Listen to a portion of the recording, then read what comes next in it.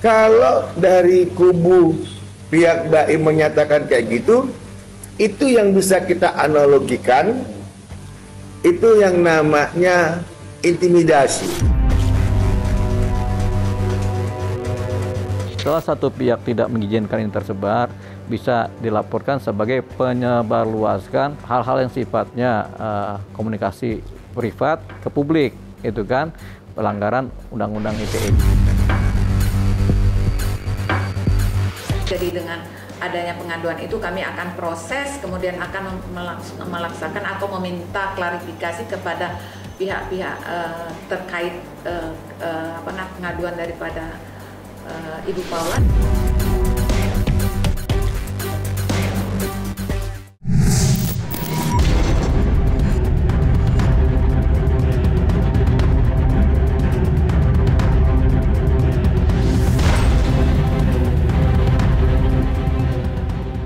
Drama perceraian Baim Wong dan Paula Verhoeven masih berlanjut, bahkan semakin panas dan sengit.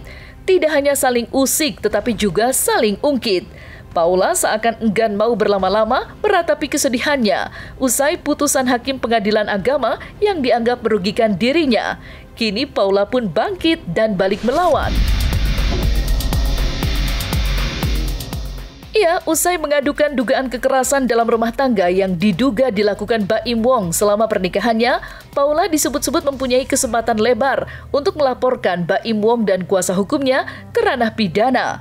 Mengingat hanya dengan memperkarakannya secara pidana, maka akan terungkap siapa yang menyerahkan rekaman suara dan siapa yang pertama kali menyebarkannya di media sosial. Akankah Paula berani mengambil langkah itu, mempidanakan Baim Wong?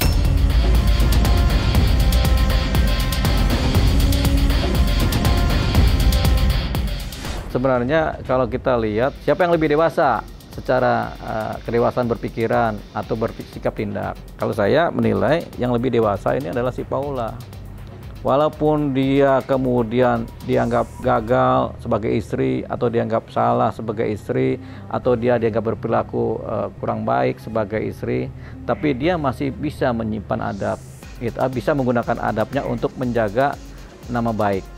Dia kan menjaga nama baik anak-anaknya, menjaga nama baik dia sendiri juga, menjaga nama baik juga si Baim. Walaupun nanti bercerai, dia akan menjaga itu. Kenapa? Saya punya pikiran, si Paula ini, dia jaga ini kenapa? Karena untuk masa depan anak-anaknya. Jadi udah nama bapaknya anak-anak dijagalah, jangan sampai dibikin cerita-cerita negatif. Supaya apa? Supaya anak-anaknya juga punya bapak yang baik-baik saja walaupun bercerai. Makanya saya beranggapan secara kedewasaan pikiran, kedewasaan sebagai manusia, Paula lebih dewasa jauh daripada Baim. Kalau Baim ini dia asal cerita aja keburukan-keburukan istrinya, itu nggak bagus. Kenapa? Karena sebenarnya dia lupa bahwa istrinya yang dia ceraikan ini adalah ibu dari anak-anaknya sendiri, anak kandung. Gitu. Jadi dia melupakan faktor anak di situ. Itu ketidakbijaksanaan seorang Baim. Itu putusannya 121 halaman, saya tidak perlu bacakan siapa majelis hakimnya.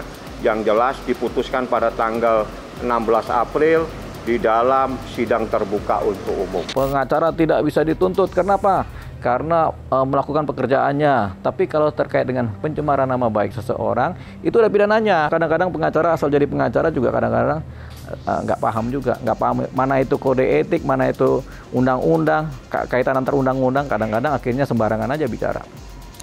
Dan selalu berlindung di balik kata pengacara tidak bisa dituntut oleh hukum. Tapi kalau dia sudah melakukan pidana ya bisa dituntut oleh hukum. Iya, Ibu Paula akan berupaya maksimal untuk mengembalikan nama baik, harkat dan martabatnya sebagai perempuan, sebagai ibu gitu ya. Terhadap tuduhan-tuduhan yang distigmakan. Sebelumnya, Paula ditemani kuasa hukumnya menyambangi Komnas Perempuan untuk mengadukan Baim Wong terkait dugaan kekerasan dalam rumah tangga, baik fisik maupun psikis, serta kekerasan seksual dan diskriminasi ekonomi yang membuat Paula menderita selama menjalani pernikahannya. Selain mengadukan Baim ke Komnas Perempuan, Paula juga resmi mengajukan banding ke Pengadilan Tinggi Agama Jakarta Selatan, yang sehari setelahnya diikuti pula oleh Baim Wong yang juga mengajukan banding. Lantas, apa yang membuat Paula banding dan mengadukan Baim ke Komnas Perempuan? Benarkah di balik itu nafkah mut'ah yang sempat diminta Paula senilai 4 miliar dan putusan pengadilan hanya mewajibkan Baim membayar 1 miliar lantaran Paula terbukti sebagai istri durhaka?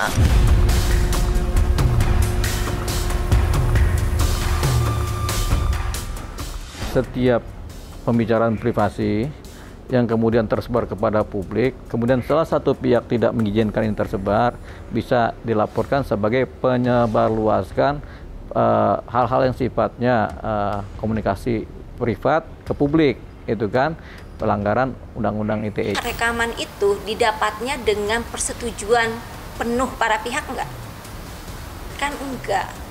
Padahal kita itu sudah memiliki banyak regulasi yang menyatakan bahwa pengambilan foto, pengambilan gambar, video, suara, perekaman itu harus konsensual. Nggak bisa, ibaratnya sembunyi-sembunyi. Mbak, gimana mungkin soal Paula sedikit gimana Mas? Melihatnya mungkin banyak banget yang dilaporin nih Mas. Gimana Mas? Sebetulnya begini, kalau dia ngerti namanya hukum Islam, ketika laki-laki sudah menjatuhkan talak, selesailah perkawinan itu. Apalagi dengan alasan yang cukup clear. Nah, ketika dia mencoba banding, apa yang dia cari? Kan udah cerai. Masa lu mau batalin cerainya? Arahnya kemana? Jadi dengan adanya pengaduan itu kami akan proses, kemudian akan melaksanakan atau meminta klarifikasi kepada pihak-pihak terkait pengaduan daripada Ibu Paula. Komnas Perempuan itu adalah lebih ke korban ya, bagaimana dia trauma psikis ya, kita akan lihat di situ. Dengan kejadian semua ini mestinya ada yang dirasakan oleh Ibu Paula, itu ada trauma-trauma, kemudian terkait dengan putusan pengadilannya juga seperti itu, trauma-trauma yang diterimanya dari suaminya seperti itu. Ya, saya minta karena ini terkait apa yang dilaporkan itu sudah menjadi pertimbangan di dalam putusan halaman 113 sudah ada. Saya minta hati-hati Komnas Perempuan, jangan masuk, jangan mengintervensi proses hukum yang sedang berjalan, kecuali proses ini sudah selesai. Tapi pada saat proses ini sedang berjalan, tolong hormati institusi atau lembaga lain di dalam memberikan pertimbangan di mana tidak terbukti adanya KDRT, dan itu menjadi ranahnya lembaga yudikatif. Jadi saya minta supaya hati-hati mengambil sikap dan menanggapi permasalahan ini. Saat ini saya sampaikan secara tegas, perkara ini sudah diputus pada halaman 113, dinyatakan tidak terbukti ada KDRT, dan saat ini perkaranya adalah menjadi kewenangan Pengadilan Tinggi Agama DKI karena saat ini para pihak sudah mengajukan upaya hukum banding. Jangan masuk, jangan mengintervensi proses hukum yang sedang berjalan.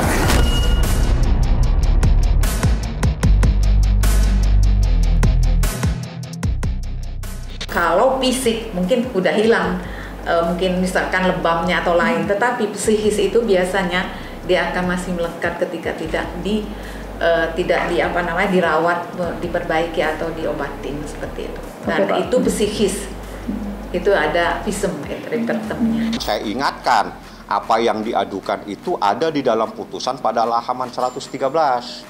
Jadi itu menjadi kewenangan majelis hakim yang menyatakan tidak terbukti KDRT. Kalau dari Ibu Paulanya sendiri menyatakan bahwa dirinya sangat sangat itu merasakan kekerasan itu dengan apa-apa yang sudah disampaikan, sangat mungkin itu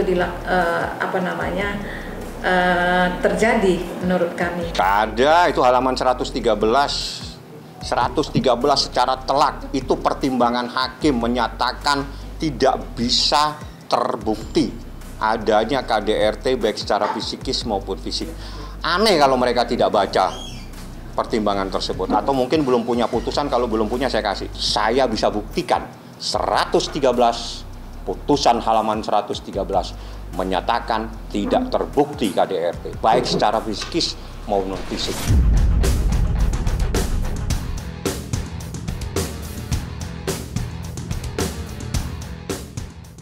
Di sisi lain, putusan Paula mengadukan Baim Wong ke Komnas Perempuan mendapat tanggapan tegas dari Fahmi Bahmid.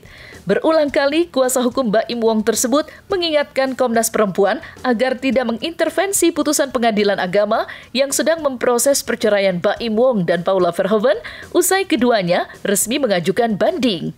Lantas, seperti apa tanggapan praktisi hukum usai pihak Baim Wong disebut-sebut melakukan intimidasi pada saat Paula membuat aduan ke Komnas Perempuan? Bagaimana pula pandangan praktisi hukum mengenai langkah Paula tersebut?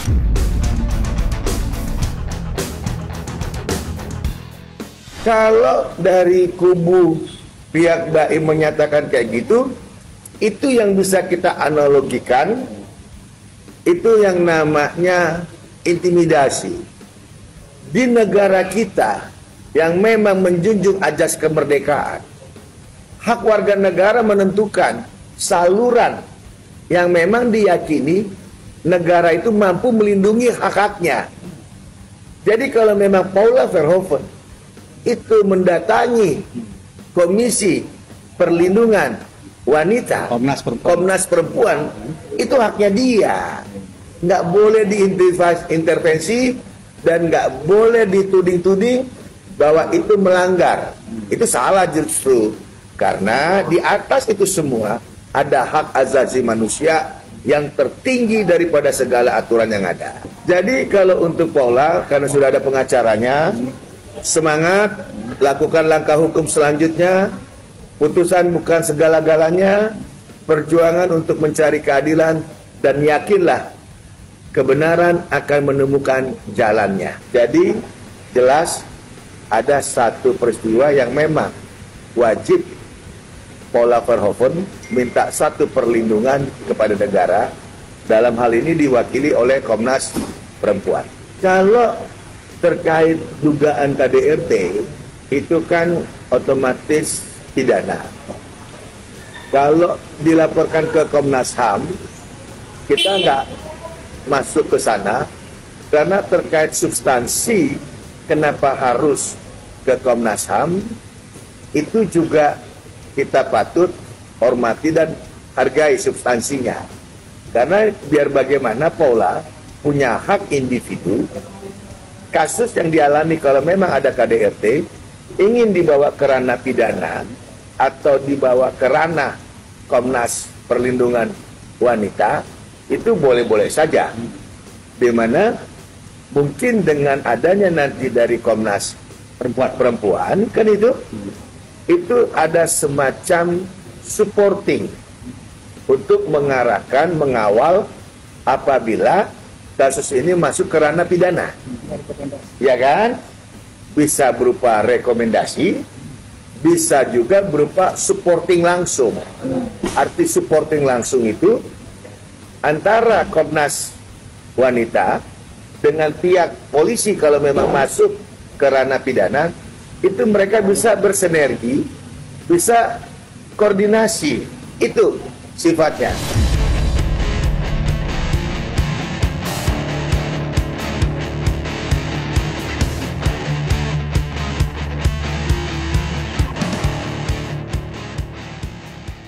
Di luar kisruh langkah Paula mengadukan adanya dugaan KDRT yang dilakukan Baim, belakangan pembicaraan mengenai Baim Wong mengidap penyakit mental NPD disebut-sebut sebagai biang kerok penyebab utama adanya ketidakcocokan di antara keduanya hingga berujung perceraian. Di media sosial, Baim menjadi bulan-bulanan usai dituding mempunyai penyakit mental tersebut yang membuatnya merasa superior dan hanya memandang Paula sebagai inferior.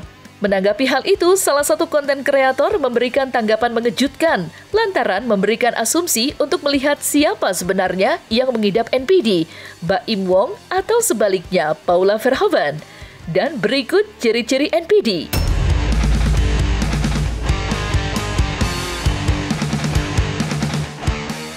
Makanya saya heran, kok bisa ada percakapan Paula ngomong bahwa suami itu NPD. Kok bisa gitu loh? Saya malah curiganya yang NPD itu adalah Paula, guys. Kenapa saya bilang Paula itu NPD? Karena beberapa ciri-cirinya tuh ada di Paula. Salah satunya itu manipulatif. Kenapa saya bilang gitu? Karena ini tuh barang ini sudah ketahuan buktinya sudah ada, tapi masih saja merasa bahwa dia benar. Gimana gitu loh. Dan dia itu nggak peduli sama orang sekitarnya, termasuk anaknya, termasuk suaminya. Kenapa? Dia udah tahu resiko Chat sama Niko akan kehilangan keluarga, tapi dia tetap melakukan hal yang sama berulang-ulang. Sudah dikasih kesempatan sekian kalinya, tapi masih merespon Niko. Berarti kan dia orang yang nggak peduli tentang suami, nggak peduli nanti resiko anaknya gimana. Yang penting itu chatting sama si Niko.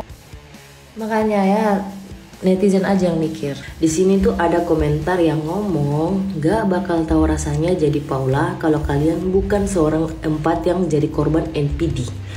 Gue yang yakin psikolog dan korban NPD pasti dukung Paula. Guys, saya mau nanya dulu nih sama kalian semua. Sebenarnya itu yang ngomong pertama duluan NPD itu siapa sih? Maksud saya, apakah memang sudah keluar medisnya bahwa Baim Wong itu adalah seorang NPD. NPD itu bukan satu hal yang gampang kita tuduhkan ke orang lain. Gak sama sekali guys. NPD itu definisinya lebih sensitif. Sedangkan di sini yang saya baca, ciri-ciri NPD itu seperti ini guys. 1. Merasa berhak mendapatkan perlakuan istimewa. Dengar ya. 2. Selalu haus akan pujian. 3. Menolak kritik, selalu merasa benar dan suka mencari perhatian. 4. Bersikap manipulatif. 5. Suka memanfaatkan atau mengeksploitasi orang lain. Dan selanjutnya terlihat sangat percaya diri dan dominan padahal hanya topeng. Terus 8 ini 7 ini kurang empati terhadap orang lain. Nah, itu tuh ciri-ciri NPD guys. Silakan ayo kita lihat soal Baim. Nah, buat teman-teman yang mungkin kelahiran 90-an pasti tahu jejaknya Baim itu dari dulu itu seperti apa sebelum kenal Paula ya guys. Baim sejak dulu itu adalah orang yang sangat peduli dengan orang lain. Baim adalah anak yang sangat sayang orang tuanya guys. Bayangin guys, dimana kamu dapat menantu yang sepeduli itu ke mertua sampai ngasih setiap bulannya itu 100 juta guys. Dimana letak kamu dapat menantu? Nggak usah jauh-jauh, orang sekitarmu aja. Pernah nggak sih kamu lihat? Jarang banget ada suami yang peduli sama mertua. Jarang sekali, apalagi ngasih uang ke mertua. Jarang. Tapi Baim sepeduli itu dengan orang tua Paula loh. Siapa sih yang mau menantu mau ngasih uang sebanyak itu ke mertua setiap bulan? Siapa?